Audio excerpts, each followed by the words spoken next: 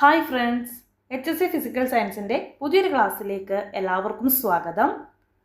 നമ്മൾ ഡിസ്കസ് ചെയ്തുകൊണ്ടിരിക്കുന്നത് particle dynamics എന്ന ടോപ്പിക്കിൻ്റെ ക്ലാസ്സുകളാണ്. ഇന്നത്തെ ക്ലാസ്സിൽ നമ്മൾ പഠിക്കാൻ പോകുന്നത് ന്യൂട്ടൻ്റെ മൂന്നാം ചലന നിയമത്തെ പറ്റിയാണ്. നമുക്കവർക്കും അറിയാം എന്താണ് ന്യൂട്ടൻ്റെ മൂന്നാം ചലന നിയമം എന്നുള്ളത്. ന്യൂട്ടൻ്റെ മൂന്നാം ചലന നിയമം പ്രസ്താവിക്കുന്നത് ഏതൊരു പ്രവർത്തനത്തിനും തുല്യവും വിപരീതവുമായ ഒരു പ്രതിപ്രവർത്തനം ഉണ്ടായിരിക്കും എന്നുള്ളതാണ്.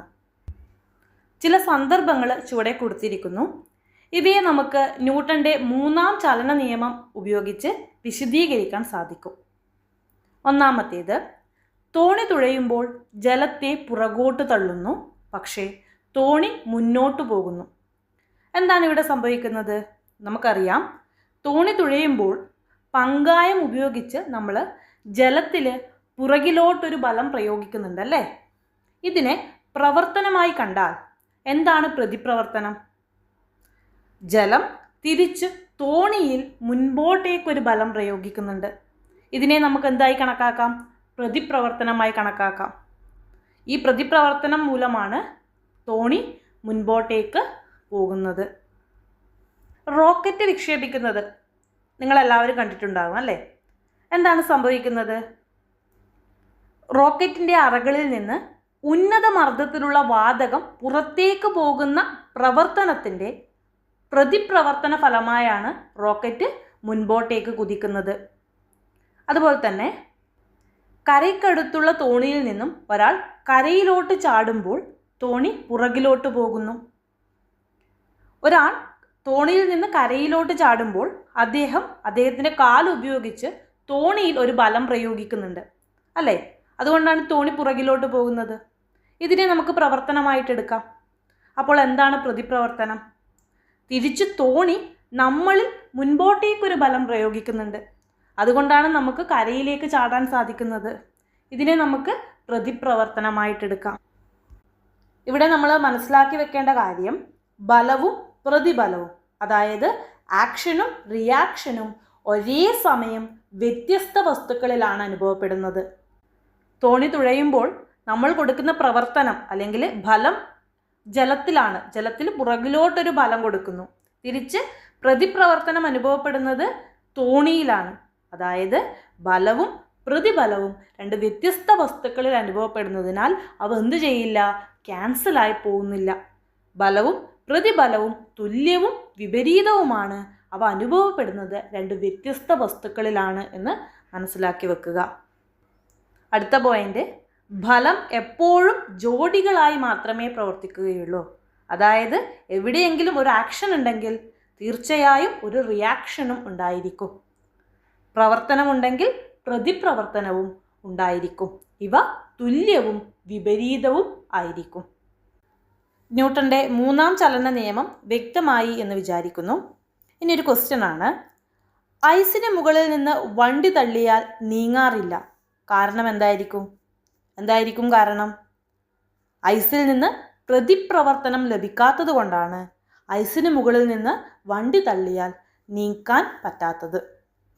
ഇനി നമുക്ക് പഠിക്കാനുള്ളത് ആക്ക സംരക്ഷണ നിയമത്തെ പറ്റിയാണ്. അതായത് law of conservation of momentum. എന്താണ് മൊമെൻറ്റം എന്ന് നമ്മൾ ഓൾറെഡി പഠിച്ചു അല്ലേ? എന്താണ് മൊമെൻറ്റം? ചലിക്കുന്ന വസ്തുക്കളുടെ സവിശേഷ ഗുണമാണ് മൊമെൻറ്റം അഥവാ ആക്കം. ഇത് മാസിൻ്റെയും പ്രവേഗത്തിൻ്റെയും ഗുണനഫലമാണ് എന്ന് നമ്മൾ പഠിച്ചു അല്ലേ? ഇനി എന്താണ് ആക്ക സംരക്ഷണ നിയമം? ആക്ക സംരക്ഷണ നിയമം പറയുന്നത്, ഒരു ബാഹ്യബലമില്ലെങ്കിൽ ഒരു വ്യൂഹത്തിൻ്റെ ആകെ ആക്കം സ്ഥിരമായിരിക്കും. ഇതാണ് ആക്ക സംരക്ഷണ നിയമം. ഇത് നമുക്കൊരു എക്സാമ്പിളിലൂടെ വ്യക്തമായി മനസ്സിലാക്കാം. ഒരു മേശയുടെ മുകളിൽ ഒരു ബോൾ ഇരിക്കുന്ന ചിത്രമാണ് ചുവടെ കൊടുത്തിരിക്കുന്നത്. ആ ബോളിൻ്റെ ആക്കം എത്രയായിരിക്കും? നമുക്കറിയാം, ബോൾ നിശ്ചലാവസ്ഥയിലാണ്. അതിൻ്റെ പ്രവേഗം 0 ആയിരിക്കും. അതുകൊണ്ട് അതിൻ്റെ ആക്കവും 0 ആയിരിക്കും അല്ലേ? ആ ബോളിൽ ഒരു ബാഹ്യബലം പ്രയോഗിക്കാത്തിടത്തോളം കാലം ആ വസ്തു എന്തിൽ തന്നെയായിരിക്കും? നിശ്ചലാവസ്ഥയിൽ തന്നെയായിരിക്കും. അതിൻ്റെ ആക്കം 0 തന്നെ ആയിരിക്കും അല്ലേ? അതായത് ആക്കം സ്ഥിരമായിരിക്കും. ഒരു സ്മൂത്ത് സർഫസിലൂടെ സമപ്രവേഗത്തിൽ ചലിക്കുന്ന ഒരു ബോളിൻ്റെ ചിത്രമാണ് ഇവിടെ കൊടുത്തിരിക്കുന്നത്. സമപ്രവേഗത്തിലാണ് ചലിക്കുന്നത്, അതുകൊണ്ട് അതിൻ്റെ പ്രവേഗം കോൺസ്റ്റൻ്റ് ആയിരിക്കും. അതിൻ്റെ ആക്കവും എന്ത് തന്നെയായിരിക്കും? കോൺസ്റ്റൻ്റ് ആയിരിക്കും.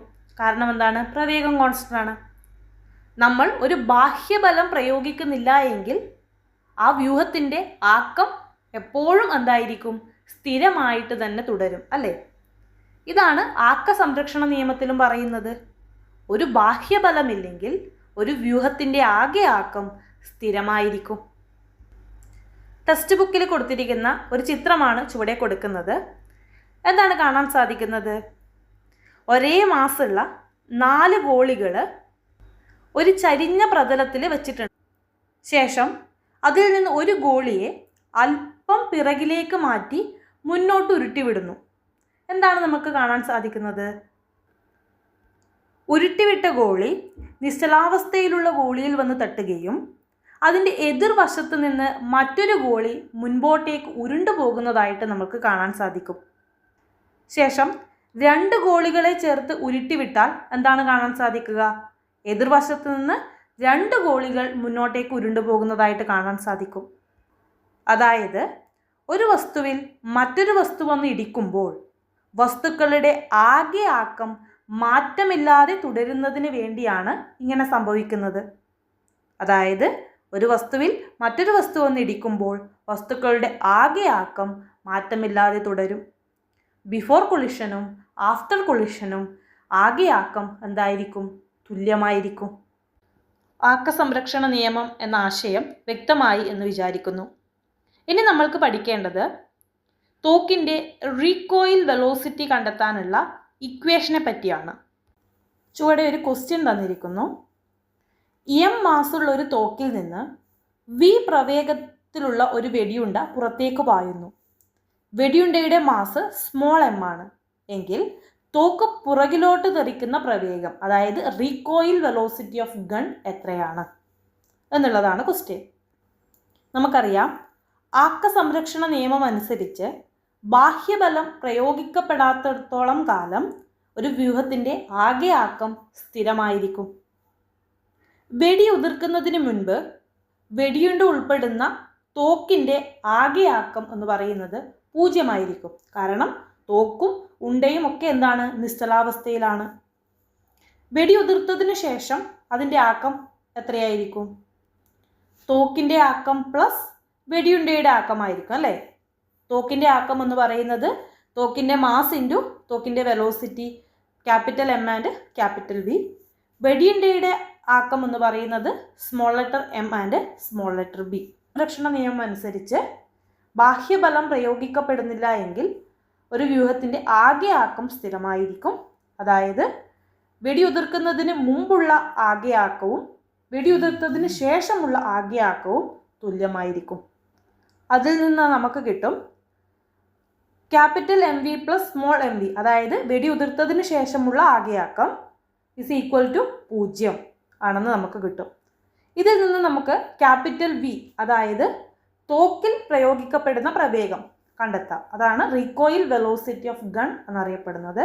വി എന്ന് പറയുന്നത് minus small letter M into V divided by capital M എന്ന് കിട്ടും. ഇത് ഇമ്പോർട്ടൻ്റ് ആയിട്ടുള്ളൊരു ഇക്വേഷനാണ്. റീകോയിൽ വെലോസിറ്റി ഓഫ് ഗൺ കണ്ടെത്താനുള്ള ഇക്വേഷനാണ് ഇത്. Capital V is equal to minus M V by capital M. ഇതിൽ സ്മോൾ എം എന്ന് പറയുന്നത് വെടിയുണ്ടയുടെ മാസും സ്മോൾ വി എന്ന് പറയുന്നത് വെടിയുണ്ടയുടെ പ്രവേഗവും ക്യാപിറ്റൽ എം എന്ന് പറയുന്നത് തോക്കിൻ്റെ മാസുമാണ്. നെഗറ്റീവ് ചിഹ്നം ഇൻഡിക്കേറ്റ് ചെയ്യുന്നത് ബുള്ളറ്റ് പോകുന്ന ദിശയ്ക്ക് എതിരെയാണ് തോക്ക് ചലിക്കുന്നു എന്നാണ്. റീകോയിൽ വെലോസിറ്റി ഓഫ് ഗൺ കണ്ടെത്താനുള്ള ഇക്വേഷനും നമ്മൾ പഠിച്ചു.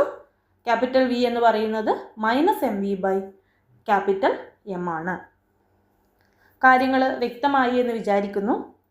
ഇനി നമുക്ക് ഈ ചാപ്റ്ററിൽ പഠിക്കാനുള്ളത് സർക്കുലാർ മോഷൻ അഥവാ വർത്തുള ചലനത്തെ പറ്റിയാണ്. ക്ലാസ്സുകൾ ഇഷ്ടപ്പെടുന്നുണ്ടെങ്കിൽ വീഡിയോ ലൈക്ക് ചെയ്യുക. അതുപോലെ തന്നെ നിങ്ങളുടെ അഭിപ്രായങ്ങൾ രേഖപ്പെടുത്തുക. ചാനൽ സബ്സ്ക്രൈബ് ചെയ്യുക.